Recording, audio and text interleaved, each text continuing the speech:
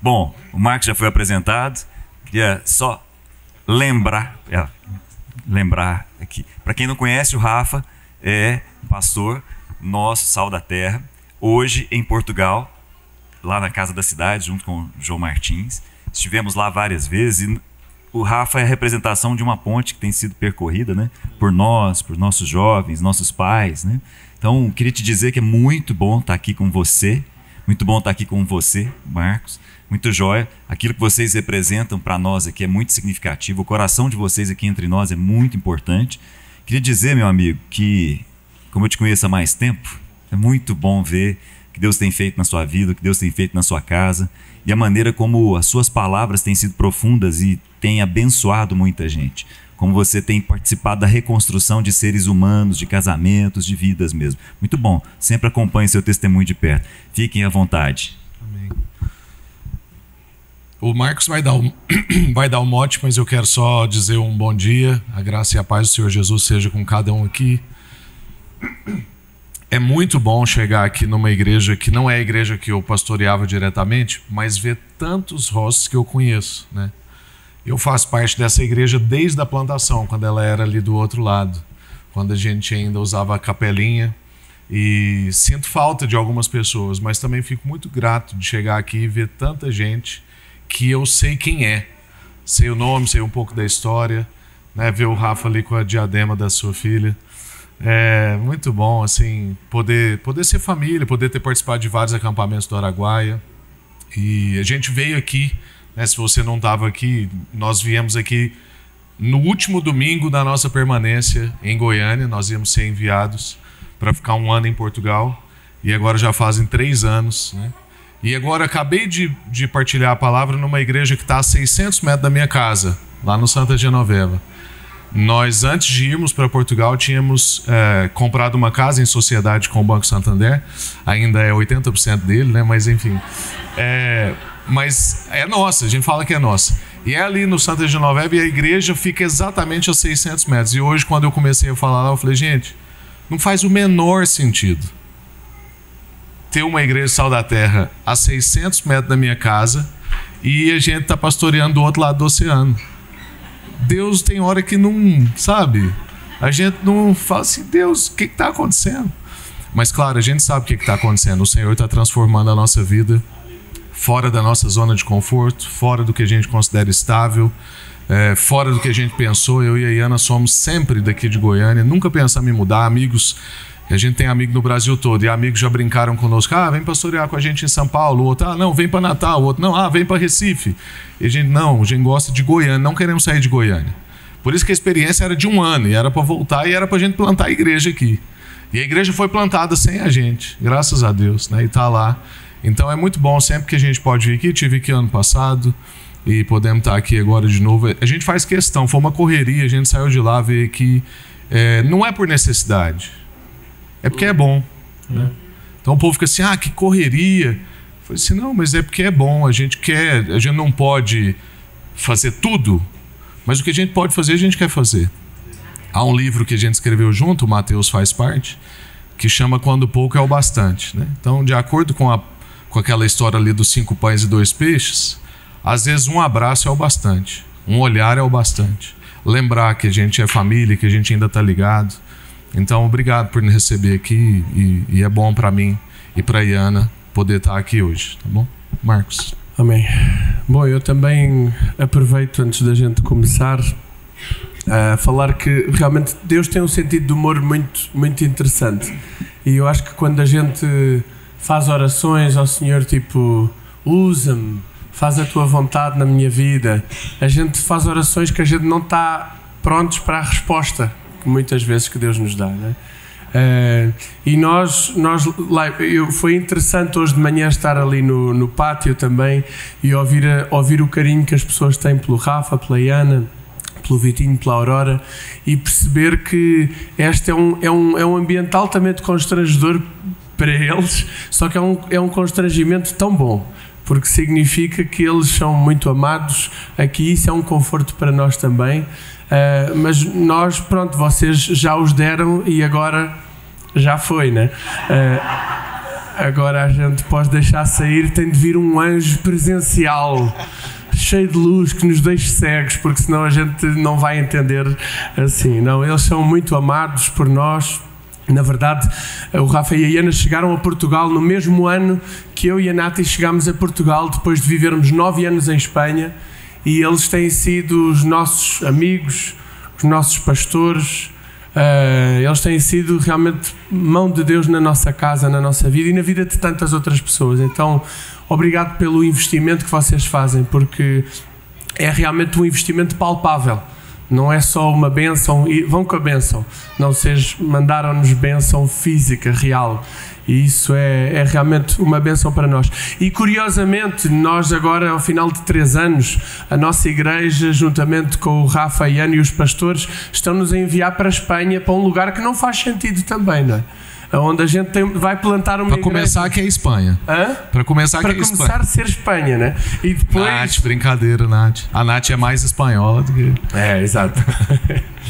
Mas então, mas isto para dizer que é o Senhor que cuida da sua igreja, e Ele tem-no feito e está a continuar a fazer, e na verdade o movimento sem sentido do Rafa e da Iana é também muito o que inspira o nosso movimento, e a nossa esperança é que o nosso movimento inspire outros movimentos, para que o reino de Deus não pare, para que a gente continue a ir, porque só há uma maneira de estar, é ir indo, não é?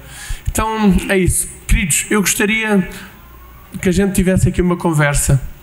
Eu cantei esta canção chamada Te Amor, que fala sobre o amor de Deus e sobre o temor de Deus. Eu já ouvi muitos pastores ou muitas pessoas que falam que o temor de Deus é a ferramenta que Deus usa quando Ele já tentou de todas as maneiras com o seu amor, mas nós somos tão cabeça dura que então Ele usa o seu temor, como que o temor do Senhor é o último recurso de Deus quando o amor já não funciona. E claro, isso é alguma coisa que para mim nunca fez muito sentido e não faz sentido, porque eu digo assim, que então deixa eu perceber, o amor do Senhor não tem força suficiente para me persuadir, para me convencer, para me transformar, então Ele precisa de me assustar. E eu não creio num Deus de últimas instâncias, tipo assim, eu já tentei tudo, eu vou ao meu último recurso. Deus só tem um recurso. O recurso é o seu amor, que nos constrange, que nos chama para perto dele e que nós só nos deixamos ir.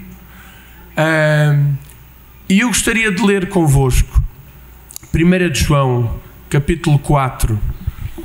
E assim, eu quero ler 2 versões diferentes, porque para parte da meditação que nós vamos ter, eu vou querer usar a versão da mensagem do Eugene Peterson, que não é uma tradução da Bíblia, mas é uma maneira, é uma paráfrase que o Eugene Peterson trouxe para entender um pouquinho melhor o texto.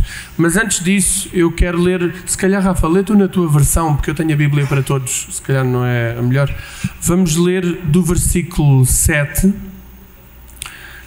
até ao versículo 21. Do capítulo 4. Capítulo 4, 1 de João 4, versículo 7 até ao fim do capítulo. Até o final? Do capítulo. Então, 1 João capítulo 4, verso 7 em diante. Amados, amemos uns aos outros, pois o amor procede de Deus.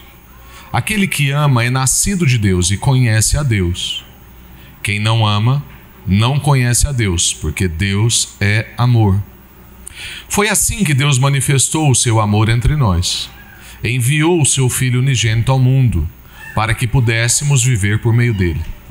Nisto consiste o amor, não em que nós tenhamos amado a Deus, mas em que Ele nos amou e enviou o seu Filho como propiciação pelos nossos pecados. Amados, visto que Deus assim nos amou, nós também devemos amar uns aos outros. Ninguém jamais viu a Deus. Se amarmos uns aos outros, Deus permanece em nós, e o seu amor está aperfeiçoado em nós. Sabemos Sabemos que permanecemos nele e ele em nós. Por quê? Porque ele nos deu do seu Espírito. E vimos e testemunhamos que o Pai enviou o seu Filho para ser o Salvador do mundo. Se alguém confessa publicamente que Jesus é o Filho de Deus, Deus permanece nele e ele em Deus. Assim conhecemos o amor que Deus tem por nós e confiamos nesse amor. Deus é amor. Todo aquele que permanece no amor, permanece em Deus e Deus nele. Dessa forma, o amor está aperfeiçoado em nós, entre nós, para que no dia do juízo tenhamos confiança, porque neste mundo somos como ele. No amor não há medo. Ao contrário, o perfeito amor expulsa o medo, porque o medo supõe o castigo. Aquele que tem medo não está aperfeiçoado no amor. Nós amamos porque ele nos amou primeiro. Se alguém afirma, eu amo a Deus, mas odeia o seu irmão, é mentiroso. Pois quem não ama o seu irmão a quem vê, não pode amar a Deus a quem não vê. Ele nos deu este mandamento: quem ama a Deus, ame também o seu irmão. Amém.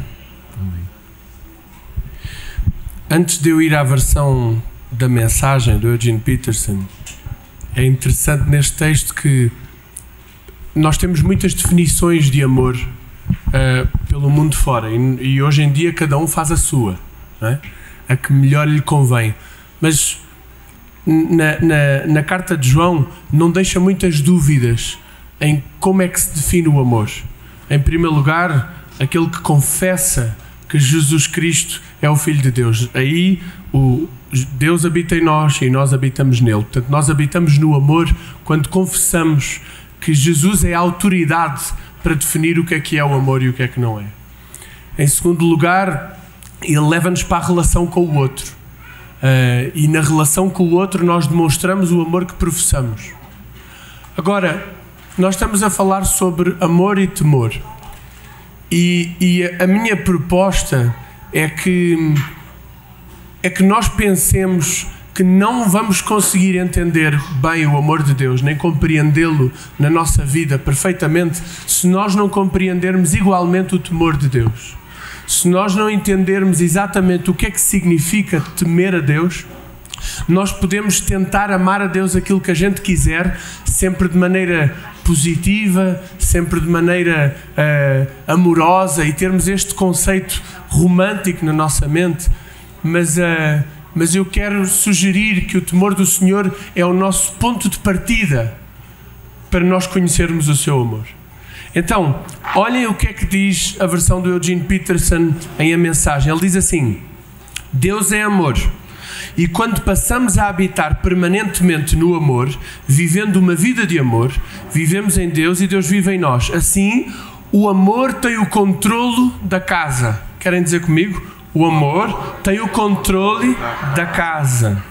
Fica à vontade e amadurece em nós. E então nós não temos mais preocupação com o dia do juízo.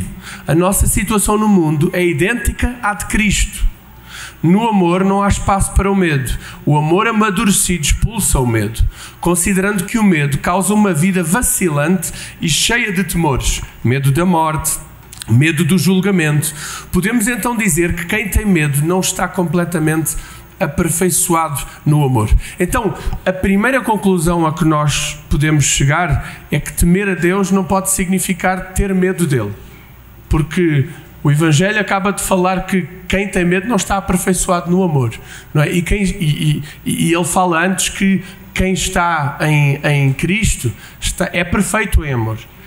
E eu gosto desta expressão usada pelo Eugene Peterson, falando do amor como estando à vontade pela casa. E o amor é perfeito quando ele anda à vontade pela casa. Sabem o que é que significa andar à vontade pela casa? Não há nenhum lugar da nossa vida onde ele não tenha acesso. Não há nenhum lugar da nossa vida onde ele esteja privado de entrar, onde a gente diga, não, esse quarto é meu. Esse lugar aí é meu, é das minhas memórias, é das minhas recordações, é algo tão profundo que eu não deixo ele entrar. Sabe o que é que representa o medo? Se representa um amor que não anda à vontade pela casa. Agora, o Dostoiévski diz uma coisa interessante e eu quero-te passar um pouquinho para dar a Vai tua... firme. Tá, não. Eu não quero ser como um que a gente conhece. E nem como o outro que a gente conhece. Exato. Então, o Dostoiévski diz assim: trocar o medo pelo temor é trocar a culpa pela responsabilidade.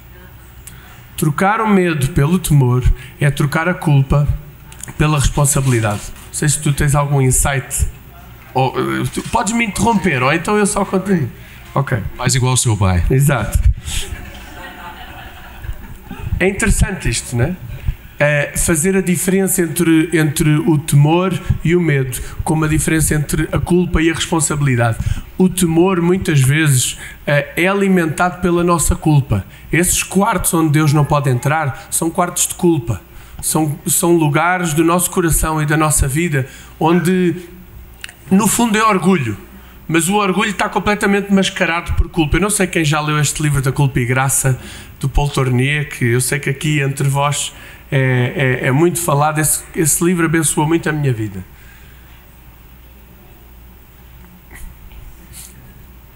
Desculpem, não é só o meu pai, eu também tenho este problema. Só que o João consegue chorar e continuar falando. Você ainda está aperfeiçoando. Eu ainda estou em modo de aperfeiçoamento.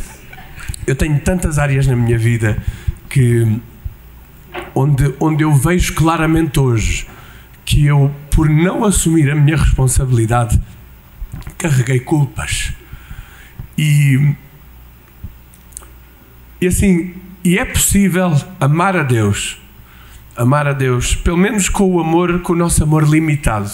É possível a gente tentar misturar o nosso amor a Deus com as nossas culpas, e a gente diz: não, mas eu amo mesmo a Deus, mas eu continuo a carregar este fardo, esta culpa, este pecado, este peso. Há lugares onde Deus ainda não tem acesso, mas eu amo, eu quero amá-lo. Mas nós continuamos a viver sem assumir a responsabilidade sobre essas culpas. E por isso a nossa vida ainda é imperfeita. Nós ainda vivemos com medo do juízo. Nós ainda vivemos com medo do dia final. Nós ainda vivemos com medo do dia da manhã. Nós ainda vivemos com medo de sair à rua hoje. Nós vivemos com ansiedade, porque o Espírito de Deus ainda não anda à vontade na nossa vida. Só tem medo de Deus quem tem alguma coisa a esconder. Vejam Adão, que andava livremente pelo Éden, tão nu, sem problema. E de repente, quando ele teve alguma coisa a esconder, qual foi a primeira coisa que aconteceu? Ele fez alguma coisa de errado, ele pecou, ele sabe que desobedeceu a Deus, e de repente ele diz: não, eu tive medo e escondi-me. Só se esconde quem tem realmente alguma coisa a esconder. Só tem medo de Deus quem tem alguma coisa a esconder. Quando o amor de Deus não anda à vontade pela nossa casa. Por isso, expulsar o medo, como diz 1 de João, é pôr tudo ao descoberto. É pôr tudo ao descoberto. É pôr a nossa vida ao descoberto. E eu tenho descoberto isto na minha vida, que na minha geração, na nossa geração como pastores e não só como pastores, mas na nossa geração como cristãos que querem viver uma vida de acordo com Cristo, o caminho para essa vida de liberdade já não são ministérios muito grandes, com grandes números, com grandes evidências, com grandes resultados, ou com igrejas cheias propriamente. Isso não é um bom medidor de sucesso. Eu tenho descoberto que um bom medidor de sucesso é uma vida de confissão. Uma vida de confissão. Eu tenho este livro também do Bonhoeffer, Vida em Comunhão, que me abençoou muito. Fala muito sobre isso, sobre como a confissão é libertadora. É a maneira como realmente o Espírito de Deus tem liberdade para fazer a obra dele. É numa vida que põe tudo ao descoberto. Põe tudo ao descoberto. Vai, fala-te um pouquinho, porque eu estou a falar há muito tempo. Não. Obrigado. Bom, eu pensando sobre isso que o Marcos está dizendo, nós não combinamos, né? Nós viemos aqui crendo na obra do Espírito, porque eu sei que o Marcos tinha uma palavra no coração. para trazer. Mas eu também tenho pensado muito, né, assim, sobre essa dinâmica do amor, porque nós vivemos um tempo, e a nossa vida faz parte disso, mas a sociedade toda está envolvida nisso, que é, a gente fala muito de amor. A sociedade hoje tem muitos discursos de amor. Mas, infelizmente, na relação, nós vamos percebendo que não necessariamente uma ideia bem arrumada quer dizer um coração bem arrumado, né? A gente, às vezes, elabora bem e não necessariamente depois vive bem. Nem todo mundo que escreve bem, fala bem e tem boas ideias tem necessariamente um coração do bem e tem um bom coração. Isso é um desafio para nós, porque o que nos impede e o que nos bloqueia nesse tema do amor é porque, apesar de todos desejarem ser amados, poucos querem amar. Esse é o grande desafio. Todos querem ser amados, mas poucos querem amar. A gente ainda... Por isso que a gente esconde, a gente seleciona. É por isso que a gente ainda tem medo. E o medo é de quê? Medo de se entregar. Nós queremos que alguém se entregue a nós, mas nós não queremos nos entregar. É o medo. É muito interessante, por exemplo, naquele texto ali de Marcos, no capítulo 5, do endemoniado de Gadara, que é um cenário para lembrar a mente de todo mundo aí. Existe um homem que está rejeitado numa cidade chamada Gesara ou Gadara, e ele está preso num sepulcro, e esse homem vive lá por anos, e ele se corta, e ele está acorrentado, ele está rejeitado, ele está esquecido, ele está expulso da cidade. Jesus atravessa o mar só para encontrar com esse homem, um único encontro, numa cidade que nunca mais é mencionada na Bíblia, para uma pessoa, em favor de uma pessoa que nunca mais é lembrada nas Escrituras. E é muito interessante que esse homem estava possesso de uma legião de demônios. Naquele tempo, em Roma, a expressão legião era usado para um exército de 5.000 pessoas. Então nós podemos imaginar que esse homem estava possesso de muitos demônios, possivelmente milhares de demônios. E quando Jesus, num comando só, expulsa os demônios da vida desse homem, esse homem fica liberto, e o texto bíblico vai dizer que ele fica em perfeito juízo, as pessoas têm medo. Tem medo por quê? Porque os demônios fazem um pedido a Jesus e Jesus concede. Jesus deixa que os demônios vão para os porcos. E uma manada de 2.000 porcos precipita-se pelo abismo e morrem. E também conhecemos historicamente que aquela cidade tinha predominantemente uma economia sustentada pelo mercado suíno. Então o que aconteceu ali? O conforto, a estabilidade, o bolso das pessoas foi mexido. Então é muito bom a gente ver uma pessoa liberta. É muito bom a gente ver uma pessoa em perfeito estado, desde que isso não mexa em nada com a nossa vida. Queremos todo mundo salvo, queremos todo mundo abençoado, desde que a minha vida continue andando muito bem, eu não preciso me envolver com esse problema. A partir do momento que a gente precisa se envolver com esse problema, eu já tenho medo, porque eu tenho receio de me entregar, eu tenho receio do quanto isso me custa. É muito estranho que nessa história, depois que um homem que está escravo de uma situação por anos é liberto, a reação das pessoas não é alegria, não é festa. A reação das pessoas é medo. E eles expulsam Jesus da cidade. Porque apesar de todo mundo querer ser amado, poucos querem amar. Se nós não tomarmos cuidado com essa percepção do amor que entra na casa à vontade, que o Marcos está falando, e dessa distinção entre culpa e responsabilidade, entre medo e temor, nós vamos produzindo uma coisa que o apóstolo Paulo já narrou, que chama perder a afeição natural. O texto bíblico diz que nos últimos dias as pessoas seriam amantes de si mesmas, fariam do seu ventre o seu Deus e perderiam a afeição natural. É uma sequência de fatores. Quando a gente vê uma pessoa escrava de uma condição totalmente restaurada e a nossa reação diante disso é medo e expulsar quem fez essa ação, quer dizer que nós perdemos a afeição natural. E pouco a pouco, por causa do tamanho do nosso self, da nossa necessidade de ser amado e da nossa pouca disposição de amar, nós vamos perdendo a afeição natural, vivendo entre medos, entre culpas, não desfrutando desse amor. E nós, infelizmente, podemos fazer parte desse número de pessoas que fazem do seu ventre o seu Deus e perdem a afeição natural. Então o que a gente está conversando aqui é importante para nós refletirmos sobre a necessidade do evangelho na nossa vida. E eu já vou devolver para o Marcos. Por quê? Porque quando a gente fala sobre essas dinâmicas de amor, nós vamos chegando à conclusão de que isso é impossível. Se você, talvez você é muito melhor do que eu, mas eu tenho muitas histórias bíblicas que eu olho para ela e falo assim, isso aqui é incrível, mas não dá.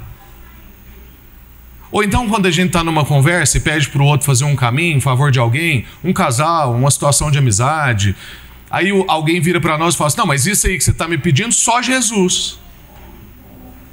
Você tem episódios desses? Às vezes eu olho para umas histórias bíblicas, acho que lindo, às vezes até me emociono. Eu não sou muito de emocional, ao contrário do Marcos, mas tem hora que até eu emociono. Mas eu falo assim, não dá, ainda bem que Jesus fez isso. Mas o evangelho é exatamente a compreensão de que não dá. E é por isso que a gente precisa de Jesus. Porque se o evangelho for só para a gente melhorar, aí o Marcos vem aqui, está falando sobre o amor, sobre o temor, sobre o amor andar à vontade na nossa casa, e a gente sai daqui e fala assim, não, eu tenho que melhorar. Eu preciso fazer mais força, eu preciso criar melhores hábitos, eu preciso acordar mais cedo, fazer tal regra, eu preciso ir em tal lugar, eu preciso adicionar uma agenda na minha vida. E isso tudo provavelmente vai ser consequência de um movimento de amor. De que quem teve um encontro com esse amor agora quer fazer mais do que fazia antes. Mas a gente quer fazer mais do que fazia antes na certeza da eficácia do evangelho, sabendo que eu não consigo. E é por isso que eu preciso de Jesus. Aí eu acordo mais cedo para estar no meu tempo com o Senhor, porque eu sei que se eu sair de casa sem Ele, eu devoro as pessoas. Porque naturalmente eu não tenho afeição natural. O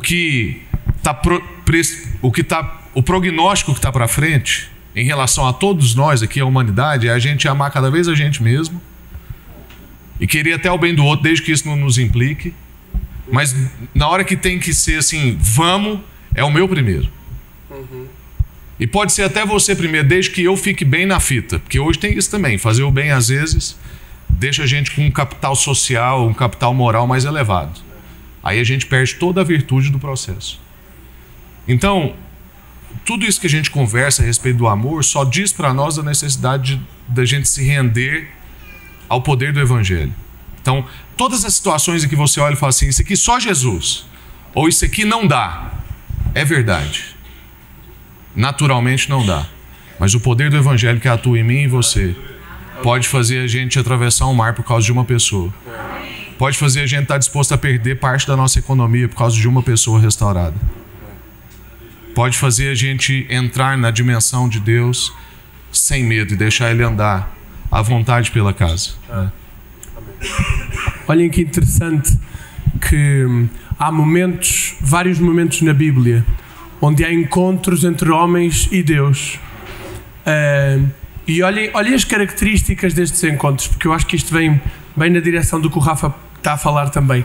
Em Êxodo 3, Moisés teve medo e escondeu o rosto quando encontrou Deus. Isaías vê a glória de Deus no templo e diz, ai de mim, sou um homem impuro, de lábios impuros, que habita no meio de um povo de lábios impuros. Pedro, quando vê o milagre de Jesus dos peixes, que diz, afasta-te de mim, ele tem estas manifestações. Saulo, a mesma coisa. E Jacó, eu gosto muito deste encontro de Jacó em Betel, que diz, na verdade, o Senhor está neste lugar e eu não sabia. E temeu.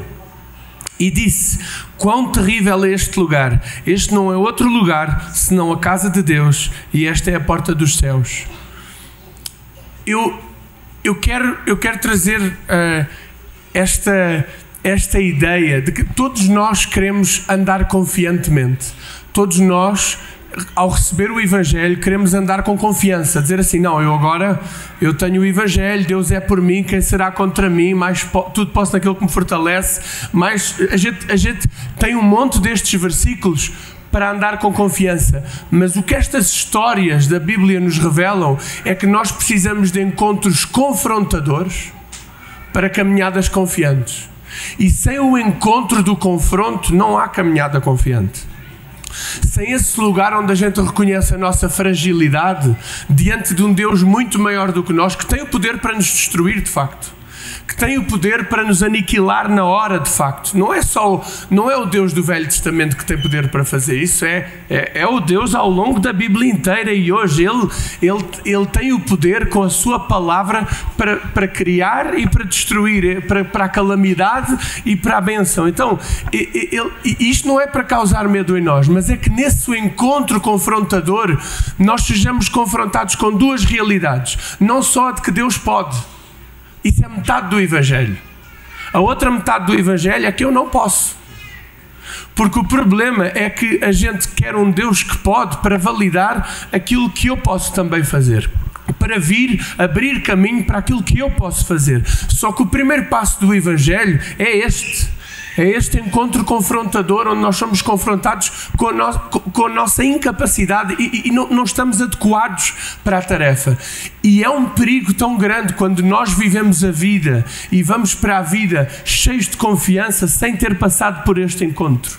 Sem ter passado ou sem passar constantemente por estes encontros onde nós dizemos: Senhor, isto é maior do que eu não sou capaz, eu não tenho a força para fazer isto.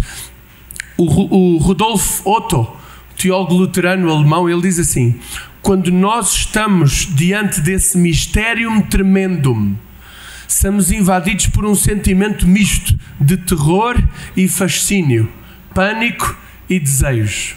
Terror e fascínio, pânico e desejo. Esse é o lugar de encontro com Deus. Esse é Betel. Esse é o momento onde a gente encontra-se e a gente não sabe bem o que é que está. Se está aterrorizado, se está fascinado. Não é? Se a gente está bloqueado, está em pânico, mas ao mesmo tempo temos um desejo tremendo. Então esse é o lugar de encontros com Deus. Então Betel e todos estes encontros que nós vemos na Bíblia têm de ser o nosso ponto de partida. Não só quando a gente converte, não só o ponto de conversão, mas é o ponto de partida para o nosso dia. De manhã a gente acorda e a gente diz: Senhor, ai de mim, como é que eu vou sair para o meu trabalho? Como é que eu vou sair ao encontro do meu irmão? Como é que eu vou estar naquele encontro de família? Como? Eu não tenho capacidade. Então, o mistério tremendo, este lugar de encontro, de temor, é o lugar de partida da nossa vida. Nós não podemos fugir dele, porque este excesso de confiança é o que nos está a fazer cair constantemente. Nós temos demasiada confiança. Olha, eu quero ler um texto do C.S. Lewis, eu acho que eu o tenho. Talvez não. Olha o que o C.S. Lewis diz em Cristianismo Puro e Simples. Ele diz: eu gostaria de poder dizer algo mais agradável, mas eu devo falar o que penso ser verdade. É claro que eu concordo que o cristianismo a longo prazo é algo que confere um consolo inexprimível, mas ele não começa pelo consolo. Ele começa com uma consternação que tenho descrito, e não adianta de nada tentar obter esse consolo sem antes passar por tal desalento e consternação. A gente vai à procura do consolo, da felicidade, da realização. Mas o encontro que nos dá uma caminhada confiante é o encontro do temor, da inadequação. É nesse lugar que a gente se encontra e é nesse lugar que a gente encontra Deus. Por isso, nesta canção que eu cantei, diz assim: eu não tenho medo porque me dou por inteiro. É só por isso que a gente não tem medo. Só há uma maneira para o cristão andar sem medo. É quando se dá por inteiro. É quando não há lugar na nossa casa onde Deus não tenha acesso. Ele tem acesso a tudo. Então eu ando confiante, porque Deus já viu tudo o que havia. Eu sou totalmente visto, por isso sou totalmente amado. Aleluia. Amém. Como é que você está pensando? A gente pode caminhar para o fim? Ou você ainda tem muita coisa? Não, assim, eu acho que a ideia está passada. Eu acho que se a gente encher de muita coisa, vai tirar da ideia. O temor do Senhor é o princípio da sabedoria. O princípio da sabedoria não significa que está no começo. Significa que é o fundamento. Significa que tudo aquilo que nós aprendemos a partir daí, por isso é que o Rafa estava a dizer, saber as coisas, falar bem, não significa vivê-las. Porque não é o princípio no sentido do conhecimento intelectual. Significa que é o fundamento da nossa vida com Cristo. Então, se tudo aquilo que nós aprendemos não é a partir desse lugar de temor, cuidado. Cuidado. porque nós se calhar estamos a acumular muito conhecimento, estamos a acumular muita vida de igreja, estamos a acumular muitos bens e a dizer que é tudo do Senhor, estamos a acumular muita coisa. Mas se não é a partir do temor do Senhor, isso não é sabedoria. A gente está a caminhar como os pagãos caminham. Então o convite é: venham para esse lugar, vamos para esse lugar, onde nós somos confrontados com a nossa inadequação, para que então a partir daí a gente veja o poder do Senhor, o amor do Senhor aperfeiçoando-se na nossa fraqueza, na nossa debilidade. Amém. Há um episódio que então eu quero usar para a gente orar e caminhar para o fim. Eu não sei como é que está o resto da programação, se ainda há um resto, é o Mateus, porque eu ia sugerir o Marcos cantar de novo essa música, né, no final. Mas acho que há um episódio ali com Jesus, que é o seu primeiro milagre, narrado em João, que é ali naquela festa de casamento, que pode ajudar a gente assim a responder a isso que nós acabamos de ouvir e ser desafiados. Naquela festa de casamento, provavelmente você já foi num casamento e já ouviu alguma pregação nesse texto, né? Jesus está ali e faz um milagre que muita gente acha que é um milagre desnecessário. Já houve até um suposto pastor que disse que não precisava daquele milagre. Aquele é um milagre para lembrar para a gente que criação de família, formação de família está no centro do projeto de Deus. A Bíblia começa com um casamento, Adão e Eva. O ministério de Jesus começa com um casamento, esse casamento do milagre da multiplicação de vinho, da transformação da água em vinho. E a Bíblia termina com um casamento, a união de Cristo com a igreja. Família é o ponto central do que Deus está fazendo. Há uma coisa nesse milagre de Jesus que ajuda a gente a responder ao que nós conversamos aqui. Enquanto Jesus era só convidado daquela festa, faltou o vinho. O vinho é alegria, o vinho é festa. O vinho representa o sangue de Cristo, representa salvação, restauração, representa lavagem. Enquanto Jesus é convidado, e há muita gente que tem Jesus como convidado na vida, tem Jesus e mais alguma coisa. Jesus ainda não é tudo o que eu tenho. Jesus ainda não é tudo o que eu preciso. Jesus é um convidado. É bom demais estar com Jesus. A gente põe faixa na testa de 100% Jesus. A gente traz Ele. A gente escreve frases sobre Ele. Nós concebemos boas ideias a respeito dEle. Não necessariamente há uma transformação no nosso coração de rendição ao Senhor. Quando é nessa festa que o vinho não acaba e que o vinho é melhor do que antes, quando Jesus muda de posição, quando Ele deixa de ser convidado e passa a ser Senhor. A mãe de Jesus diz assim: tudo que Ele mandar, vocês fazem. Quem manda é Senhor. Convidado não manda. Avalie no seu coração se você tem tido Jesus só como um convidado na sua jornada, ou se Ele é Senhor na festa da sua vida. Se você não quiser que o vinho acabe, a resposta está dada. Se toda hora você precisa ir lá, olha a torneira e fala: ai meu Deus, a resposta também está dada. O convite é para Jesus ser Senhor, para dar comando. Não há um único centímetro quadrado sequer da sua e da minha existência, trabalho, criação de filhos, amizade, tudo. Não há nenhum lugar que Jesus não coloca o pé e fala assim: é meu. Quem instituiu as coisas também governa. Não queira governar do seu jeito e pedir para Deus te ajudar. Tenta buscar em Deus como é que Ele governa aquela área.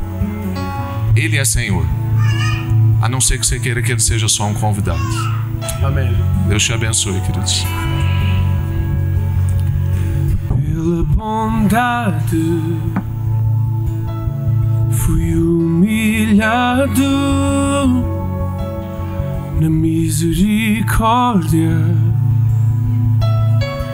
fui quebrado, e a minha justiça destronaste meus motivos à espada, revelaste, não tenho medo, me dou por inteiro, e nas provações eu provarei a sua bondade. Ele vai adiante, não distante, o seu temor me susterá. Diante de tanto mistério, ouço a voz que sussurra: não temas, crê, não temas, não, só crê. Senhor, nós oramos, Pai, para que Tu, Senhor, enchas a nossa vida, Senhor, de confiança, de fé, para que a fé seja esse opositor do medo. A fé é a plena confiança que nós somos chamados por Ti. A fé é a plena confiança de que Tu cuidas de nós, de que Tu nos separaste. Que nós não andemos mais ansiosos, Senhor, por coisa alguma, pelo que comer, pelo que vestir. Que tenhamos a capacidade para olhar pelas flores do campo, para os pássaros, e ver como Tu cuidas deles, Senhor. Certamente cuidarás de nós. Enche, Senhor, a nossa caminhada, Senhor, de confiança, enquanto nós declaramos, Senhor, que precisamos de Ti, que dependemos de Ti, Senhor. Nós sabemos que Tu não nos queres assustar, Tu não nos queres surpreender com medo, mas foi a Tua compaixão que nos constrangeu, foi o Teu amor que nos constrangeu. O nosso coração enche de temor quando pensa no Teu amor infinito. Que seja assim, que seja assim, que o Teu imenso amor nos constranja, nos encha do Teu temor. Oh, yeah. Tu me corriges e me consolas, Tu me comoves e me confrontas, e o medo e a dúvida quero trocar pela certeza de que eu não sou órfão, eu sou realeza. Eu não tenho medo, me dou por inteiro, e nas provações eu provarei a sua bondade. Ele vai adiante, não distante, o seu temor me susterá. Diante de tanto mistério, ouço a voz que me clama, diz: crê.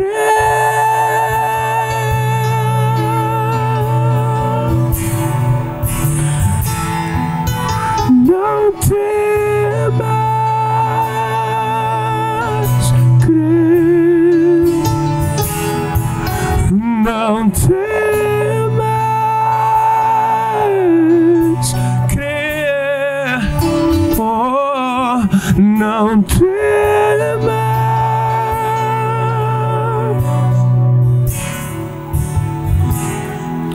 apenas crer. Aleluia. Por isso que a palavra vai dizer para nós, para mim e para você, que o verdadeiro amor faz o quê? Ele lança fora. Para lançar fora tem que estar onde?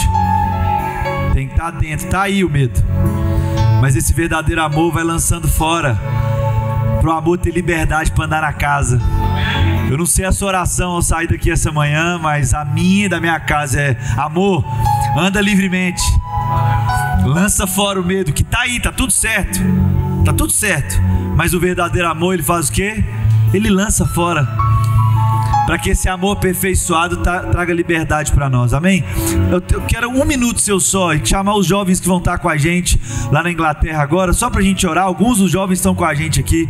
Nós vamos ter 37 jovens, a parte deles estão aqui hoje. Eu quero só chamá-los para a igreja orar, para você enviar. Nós fizemos o culto de envio quarta-feira, foi um tempo surreal em Deus, assim, e nós vamos ter aí 37 jovens juntos. Agora a gente embarca quinta-feira para a Inglaterra, para Hereford, e eu queria que você estendesse a sua mão no lugar que você está. Mira para nós aqui, não porque a gente não foi, não é abençoado, não. A gente crê que a gente já foi abençoado, amém? Mas a gente crê que a sua oração, olha, essas crianças estendendo, é uma coisa mais linda. Nós queremos ser a voz da comunidade lá, nós queremos ser a extensão da Alpha Mall lá. E eu queria, Marcos, que você orasse por nós, nos enviando.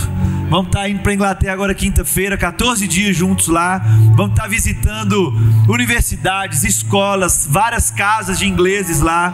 Vamos estar em várias igrejas diferentes espalhadas lá também, visitando tantas coisas especiais. E a gente queria que você nos enviasse aí. Vamos estar junto, né, Lavínia? Deus é bom, né? Né, Bruninha? Tamo junto, tamo confiante naquilo que Deus vai fazer. Então eu queria que você continuasse orando por nós, mas queria que, se você cresce nessa oração do Marcos, você falasse amém também, como esse ato de envio, amém? Aleluia. Senhor, nós oramos por estes jovens, Senhor. E Deus, eu sei por a minha experiência que quando nós nos dispomos a sair do lugar onde nós estamos, a fazer algo, Senhor, que Tu transformas a nossa vida nesse nosso sim, Senhor. Então eu oro, Deus, para que durante esta viagem Tu possas confirmar palavra, possas trazer palavra nova também, Senhor. Eu oro, Senhor, para que haja um estabelecimento também de relações, Senhor, que são para a próxima geração, Senhor. Não vivemos só daquilo que nós já recebemos, mas nós oramos, Senhor, para que também esta relação entre Brasil e Europa, Senhor, que vem do Teu coração, que seja estabelecida nos filhos dos filhos, Senhor, no nome de Jesus. Eu oro, Senhor, para que eles tenham os olhos do seu entendimento, do seu coração aberto, para que Tu fales, para que Tu os uses, Senhor, no nome de Jesus. Dons que têm estado ocultos, eu oro, Senhor, que durante estes dias sejam despertos, no nome de Jesus. Eu oro, Senhor, para que palavra de encorajamento, palavra de profecia, Senhor, palavra de cura possa vir da boca destes jovens, Senhor, para aquela nação, no nome de Jesus. Eu oro também pelo coração das pessoas com que eles vão estar. Prepara o coração deles, Senhor, para os receber. Prepara, Senhor, o coração deles para aquilo que estes irmãos têm para lhes levar. Nós abençoamos-los, Senhor, nós comissionamos-los, Senhor. E que no nome de Jesus, Senhor, as pessoas que vão estar naquele lugar possam ser tocadas, impactadas, por mais que não seja pelo sim deles, mesmo sem grandes coisas que dizer, mesmo sem grandes coisas que dar, que a presença deles, Senhor, possa ser notória pelo Teu Espírito que neles habita, no nome de Jesus, amém, aleluia. Amém. Que o amor do Pai, a graça do Filho e essa comunhão, a mesa do Espírito, passeie sobre a sua casa, te dando liberdade. Que o amor passeie sobre todos os cômodos da sua casa, com integralidade e liberdade. Semana abençoada. Deixa eu abraçar o Rafa, os jovens também que estão indo, e que Deus abençoe. Até domingo que vem.